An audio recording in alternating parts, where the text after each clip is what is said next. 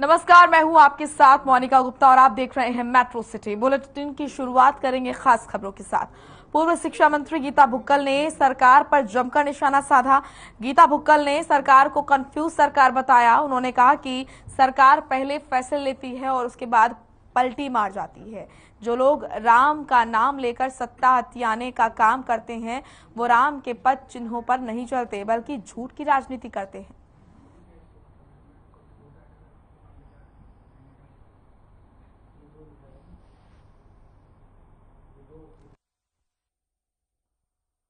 आप English medium में वो कैसे पढ़ेंगे, या फिर जो बच्चे हिंदी मीडियम में पढ़ रहे थे आपने उनको स्कूल में एडमिशन लेने से डीबार कर दिया, तो फिर दोबारा एक नोटिफिकेशन जारी कर दिया कि जहां पर 30 से 35 बच्चों की संख्या ज्यादा होगी उनको हिंदी मीडियम भी, और फिर हिंदी मीडियम की teacher English medium. Confused government है।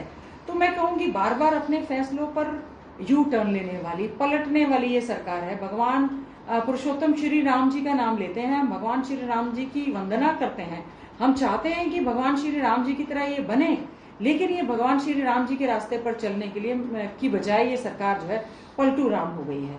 अपने फैसले लेती है फिर पलटती है, फैसले लेती है फिर पलटती है। पता नहीं इनका थिंक टैंक कौन है, भगवान ही इनका। वहीं गुरुग्राम में अपराधों के सिलसिला लगातार बढ़ता जा रहा है और लगातार अपराधों का ग्राफ बढ़ रहा है। मामला जिले के मोहम्मदपुर गांव का है, जहां पर हुजदिल नाम के एक युवक ने मोहम्मद जावेद नाम के एक शख्स पर तलवार से जानलेवा हमला कर दिया। सूचना पर पहुंची पुलिस ने घायल को अस्पताल में भर्ती कराया। साथ ही पुलिस ने तलवार बरामद की। जानकारी के मुताबिक पीड़ित की मोहम्मदपुर में खुद की टेलर की दुकान है। हमले के समय पीड़ित अपनी दुकान पर बैठकर काम कर रहा था। वहीं हमलावर युवक दुकान के सामने किराए पर रहता है। फिलहाल पुलिस आरोपी के खिलाफ मामला दर्ज कर आगे की कार्रवाई में जुट गई है।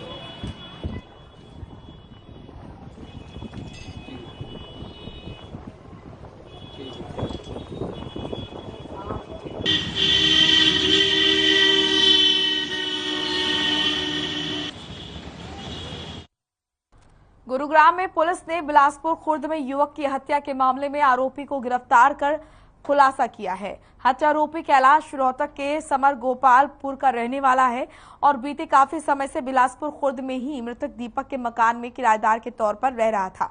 पुलिस की माने तो जैसे ही दीपक अपने रिश्तेदार के घर से निकला और गाड़ी की तरफ गया, वैसे ही बाइक सवार कैलाश ने ताबड़तोड़ फायरिंग कर उसकी हत्या कर मौके से फरार हो गया। एकाएक हुए वारदात में कुछ ने दीपक को अस्पताल पहुंचाया, जबकि कुछ स्थानीय युवकों ने हत्यारोपी का पीछा कर उसे दबोच पुलिस के हवाले कर दिया।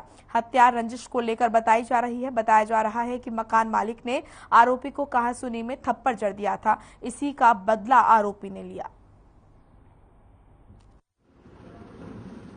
कल शाम को 7:15 के करीब बिलासपुर खुर्द में एक दीपक नामक युवक की गोली मार के हत्या कर दी गई थी, जिसके संबंध में बिलासपुर पुलिस स्टेशन ने केस रजिस्टर करके और इन्वेस्टिगेशन करते हुए उसमें जो शामिल एक आरोपी था जिसने ये इस घटना को अंजाम दिया, कैलाश, जो समर गोपालपुर रोहतक डिस्ट्रिक्ट का रहने वाला है, उसको गिरफ्तार कर लिया है। और उसने पूछताछ पे बताया है कि इसकी और दीपक की पहले कि ये दीपक के घर पे ही किराए पे रहता था और वहां पे किसी बात को लेके इनकी आपस में कहासुनी होगी, जिस पे दीपक ने इसको एक थप्पड़ मार दिया था। इस बात की रंजिश इसने दिमाग में बिठा ली और उसको ध्यान में रखते हुए इसने इस हत्याकांड को अंजाम दिया। हमने इसको गिरफ्तार कर लिया। आज हम इसको कोर्ट में प्रोड्यूस करके और इसका पुलिस रिमांड हिरासत मांग के कोर्ट से और आगे का कार्रवाई इसमें अमल में लाई जाएगी।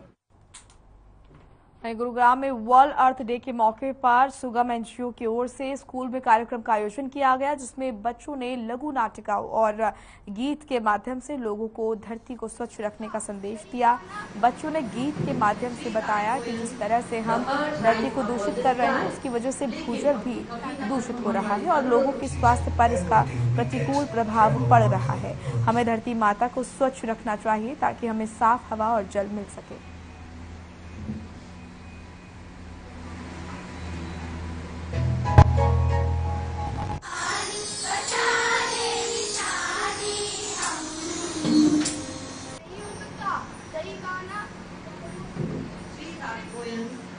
आज हमने और हमारे बच्चों ने, हमारे सारे अतिथि ने आज अर्थ डे मनाया।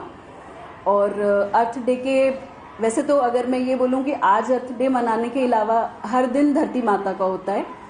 आज बच्चों ने स्पेशल प्रोग्राम किया जिसमें उसने हम सबको, बच्चों ने ये संदेश दिया कि किस तरह से हम धरती को पॉल्यूटेड कर रहे हैं, पानी को गंदा कर रहे हैं, इतने ज़्यादा केमिकल फैला रहे हैं। तो आज बच्चों ने सबसे ये प्लेज दिलवाया कि हम पेड़ों की रक्षा करेंगे, पानी को दूषित नहीं करेंगे और धरती माता का ध्यान रखेंगे।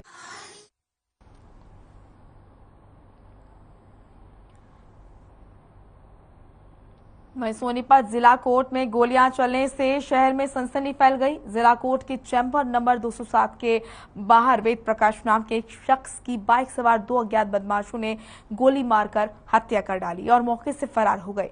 ये पूरा मामला आखिर है क्या, ये रिपोर्ट देखिए।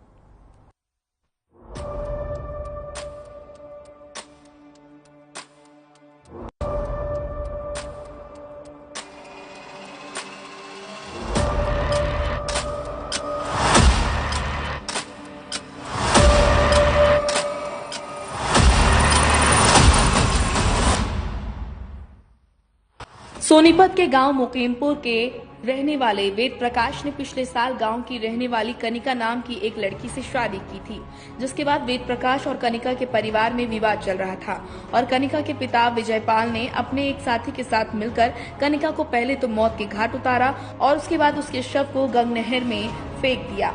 कनिका की हत्या के मामले में वेद प्रकाश मुख्य गवाह था और आज जब वो कोर्ट में गवाही देने के लिए आया तो चैम्बर नंबर 207 के बाहर बाइक सवार 2 बदमाशों ने गोलियों से भूनकर उसकी हत्या कर दी और मौके से फरार हो गए।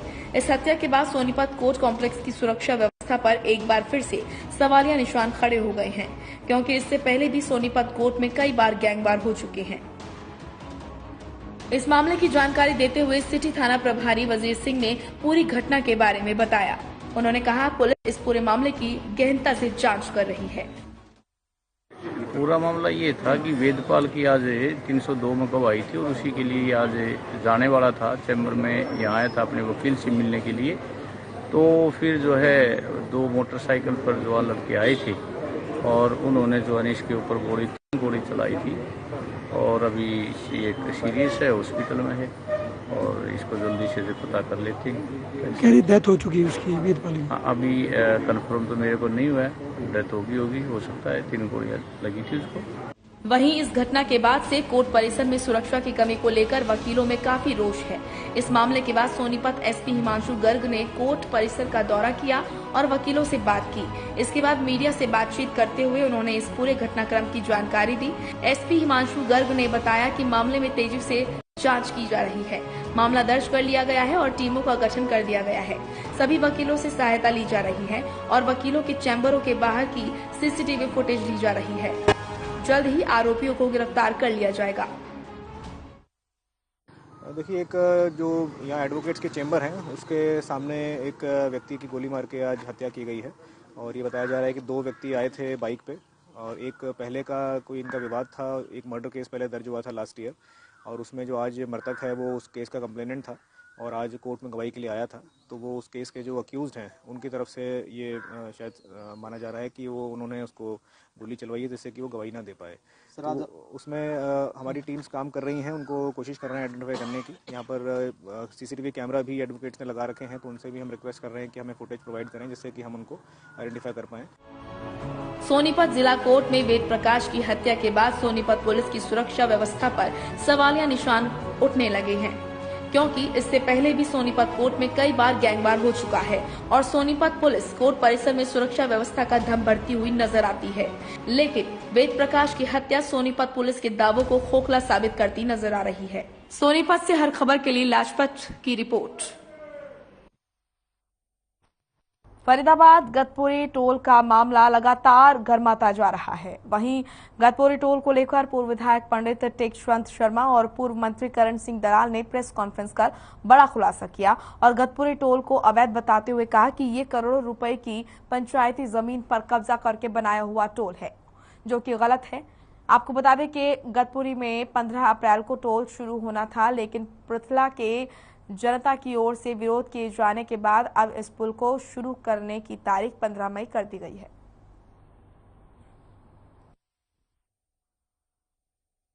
देखिए, एक तो जैसा श्री टेकचंद शर्मा जी ने कहा, हमारा 30 तारीख को जो जनमानस को इकट्ठा करने का ऐलान था, क्योंकि टोल कंपनी और भारतीय जनता पार्टी घबराई हुई है और उन्होंने 1.5 महीने का समय इसमें अभी और अखबार के माध्यम से कहा है, तो अभी उस पंचायत को पंडित जी ने रोक दिया है। वो पंचायत बुलाई जाएगी, लेकिन जब बुलाई जाएगी जब ये टोल लगाने से बाज नहीं आएंगे।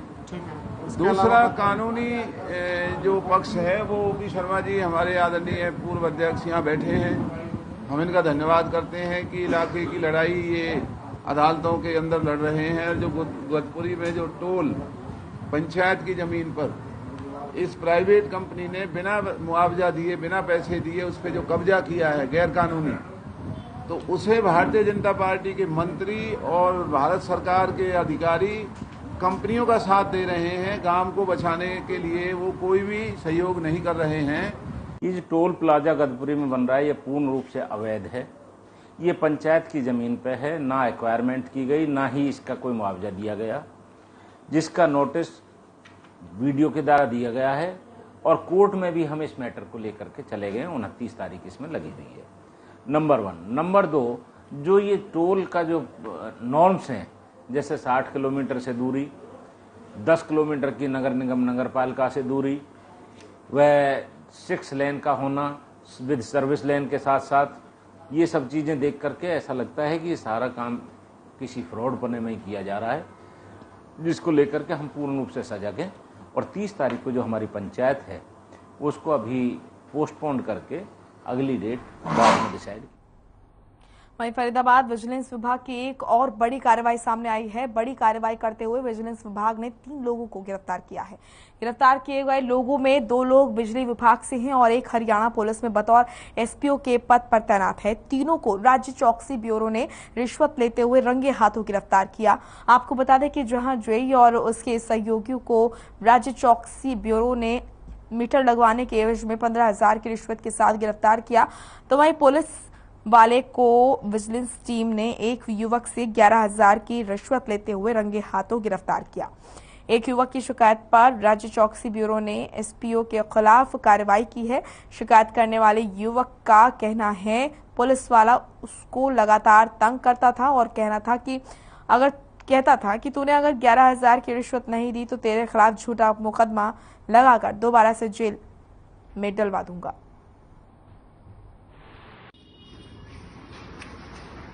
मामला ये है जी, मैं पहले गांजे का काम करता था जिसका मेरे पे मुकदमा भी चल रहा है। अब मैंने गाड़ी ले ली अपनी बिलेरो मैंने नगर निगम में लगा रहा हूँ, तो मैंने इनसे मना करी अब मैं 2 नंबर काम नहीं करता, अब मैं पैसे नहीं दूंगा। इन्होंने मेरे को 9 तारीख से ही परेशान कर रखा था, मंथली दे दे वरना तेरे से गांजे केस लगा के अंदर कर देंगे। मैंने बहुत रिक्वेस्ट करी तभी भी नहीं मान रहे। फिर मैंने आज जब आके मैंने यहाँ पे शिकायत करी। कितने रिश्वत मांग रहे थे सर? 1,000 तो ये मांग रहा था हवलदार और 10,000 रुपये थे इंचार्ज के, चौकी इंचार्ज के। हाँ जी।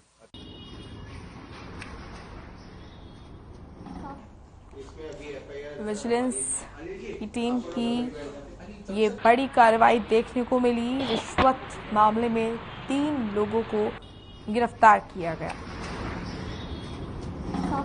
इसमें अभी एफआईआर हमारी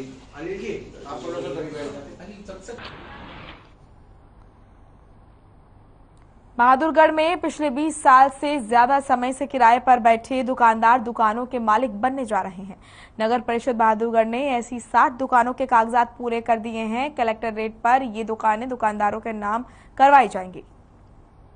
दरअसल अर्बन स्वामित्व योजना के तहत हरियाणा सरकार सरकारी दुकानों में पिछले 20 साल से किराए पर बैठे दुकानदारों को उन दुकानों का मालिक बनाने जा रही है। शुक्रवार को डीएमसी प्रदीप कौशिक ने नगर परिषद के अधिकारियों की बैठक ली। इसके बाद उन्होंने बताया कि बहादुरगढ़ की 60 दुकानों के कागजात पूरे करके पोर्टल पर अपलोड कर दिए गए हैं। जल्द ही कई अन्य दुकानों के कागजात भी पूरे करवाए जाएंगे।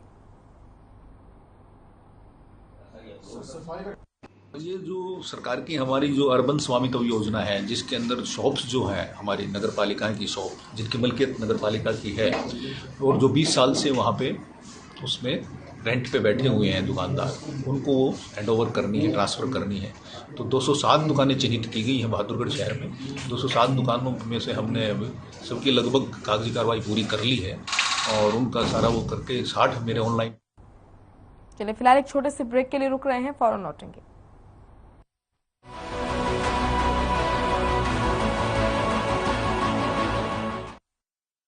पंजाब है जसप्रीत का ठिकाना, मुंबई है आदर